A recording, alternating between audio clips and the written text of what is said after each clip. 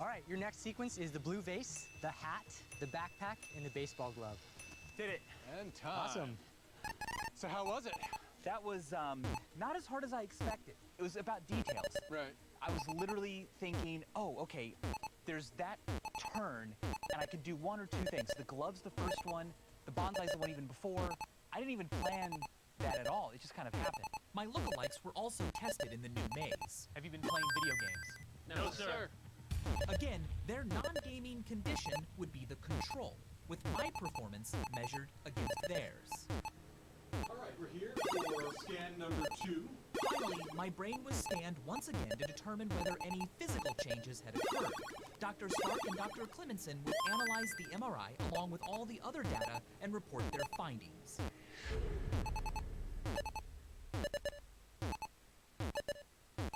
I feel like my hippocampus is a little bit bigger. Yeah, actually, no, I don't know. I'm anxious to see what your results are. I guess let's start off first with the object recognition task. And it's important to note that in our control tests without video gaming, people do not improve on this task. But your memory got better. You went up by 10 points. 10 points is actually 20 years worth of what happens to us as we age. Oh, wow. That's about what you might see in someone who's getting really old, but they might go down by 10 points. Exactly. So the second one we did was the virtual version of the water maze task, and you actually performed 30% better the second time that you did it. Hey, not bad. I Right. could tell that I was using better strategies. Yeah. We also had the real maze. As you know, we made 2 mazes. Despite our efforts to try to equate them, the second maze was a little bit more difficult than the first maze. If we took a look at things like how quickly you got the objects, how many errors you made, and we looked at the control subject performance on pre versus post. So on all of them, they actually got a little bit slower in maze 2, and all but one of them made more errors. We took a look at your performance. You didn't get slower from maze 1 to 2. You actually got faster. Really? And you made the same exact number of errors. So they don't improve, and you did. And even though this experiment had a small number of subjects, the results are really consistent with our virtual maze study with 70 test subjects. Thank you, video games. What about inside my brain? Inside your brain, it's a little tougher to really tell. We would expect that any effect of this is going to be small. I mean, we couldn't take your hippocampus and make it twice as big, because then it would have to be pushing something else out, so it's just not going to be a large change. So where we did find a difference is actually in the shape of the hippocampus. What we saw is there were some regions in the hippocampus on both sides that appeared to have changed shape from day 1 before gaming to day 10 after gaming. What's really surprising to me is that as an adult, my brain is still changing. That makes me want to take better care of my brain. Yes. Exercise it more, because it is a thing that can change. I'm not just stuck with what I have now, today. I mean, in all of this, I think that the big takeaway is that doing things, giving your brain something to learn, something to do, something to figure out, this is what we think is actually keeping your brain sharp. One way to do that is to keep watching MindFd. Exactly.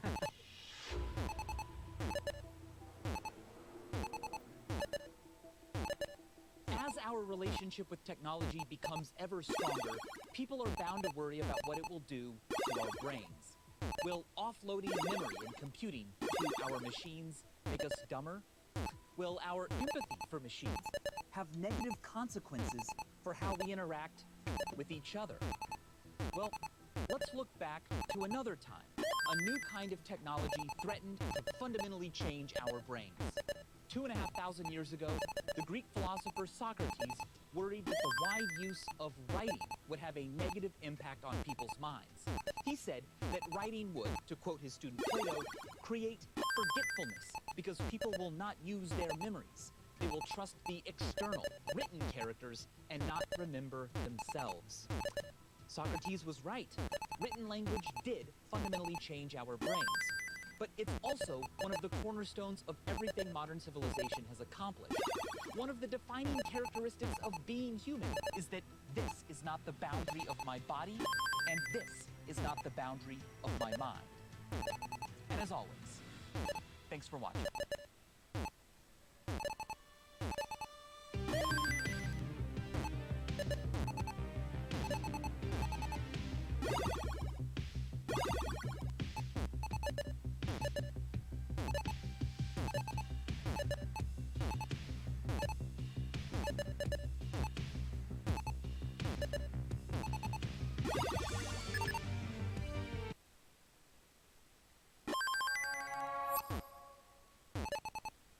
Stanford University, 1973. Professor Philip Zimbardo conducts one of the most infamous experiments in the history of psychology. Known as the Stanford Prison Experiment, this dark study of human behavior had student volunteers acting out the roles of prison guards and inmates. But the role-playing soon became all too real. Subjects in the role of prison guards became domineering and hostile.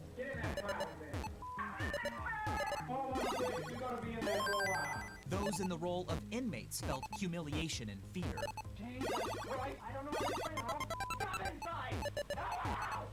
The experiment was scheduled to last 2 weeks, but after spiraling out of control, this controversial study was abruptly stopped after just 6 days. Why? Because someone was heroic enough to stand up against what they thought was wrong. That person convinced Zimbardo to end the experiment. The experience affected Dr. Zimbardo so powerfully that he has since turned his energy away from the study of evil and onto the study of heroism. According to Zimbardo, being a hero doesn't mean you have to rescue someone from a burning building.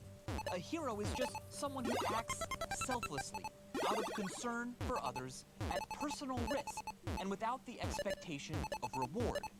It took a hero to empathize with the subjects in the Stanford prison experiment and stand up to Dr. Zimbardo. But where do heroes like that come from? Is heroism a personality type you're born with? Or can you be taught to be a hero?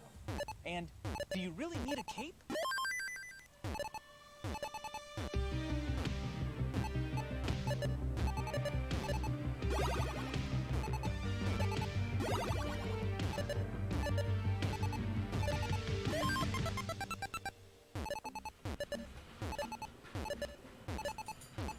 I sat down with Philip Zimbardo and his wife, Christina Maslach, to hear about the Stanford prison experiment and how it brought them together as a couple. The Stanford prison study was supposed to go for 2 weeks, and we had to terminate it early because of some unexpected turbulence in the study. I was just really upset at what I was seeing, and just a sort of dehumanization, and people are watching and nobody's bothered by it. And it wasn't just Phil, it was everybody else. People were sort of teasing me, some of the other grad students sort of saying, well, hey, you just got your PhD in psychology. This is human behavior, right? But it's upsetting in 2 ways. One, that this shouldn't be human behavior. This is so mean, but also... It's inhuman behavior. It's inhuman behavior, and also, is it also inhuman to just watch it and not intervene? Of course. In retrospect. No, but when you're in it, you're part of the evil. I was looking at it through a different lens, and everybody is saying, the graduates said, wow, this is really interesting, playing back the videos during the night, and she's just saying, blowing the whistle on this, you know. I could not understand how we were not seeing things in the same way. But then the key thing she says about our relationship is...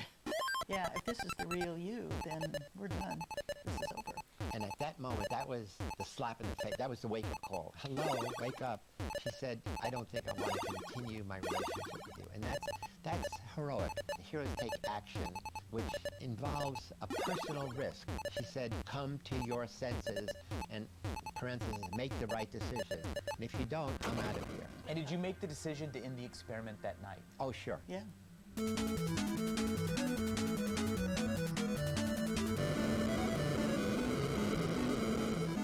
Being a hero means putting yourself on the line to help others. But in the real world, ethics can get murky, and those who are celebrated as heroes by some can be denounced as villains by others.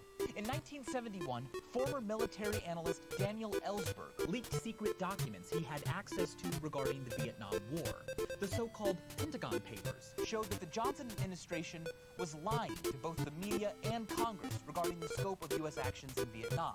Ellsberg faced 115 years in prison for espionage, but his case was dismissed due to illegal handling of evidence on the part of the government. More recently, Both Chelsea Manning and Edward Snowden released classified government information, all three whistleblowers are now seen as heroes by some. and traitors by others. What these individuals have in common is that they all risked their reputations and safety to